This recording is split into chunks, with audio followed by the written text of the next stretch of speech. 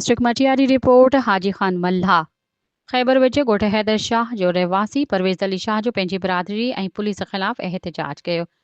ॻोठ हैदर शाह जो रहवासी परवेज़ अली शाह जो पंहिंजी बिरादरी जे बाअसर ॾिनल उर्फ़ परू शाह ऐं वकील शाह अयूब शाह ऐं ख़ैबरानी पुलिस ख़िलाफ़ एहतजाज कंदे चयो त 4 ॾींहं पहिरीं पंहिंजे बिरादरी शादी में पंहिंजे फैमिलीअ सां गॾु शिरकत कई, जिते मथे ॼाणल माण्हुनि मुंहिंजी फैमिली ते हमिलो करे मुंहिंजी फैमिली खे धक हणी सख़्तु ज़ख़्मी कयो, जंहिंजी NC ख़ैबरानी थाणे ते दाख़िल कराई हुई।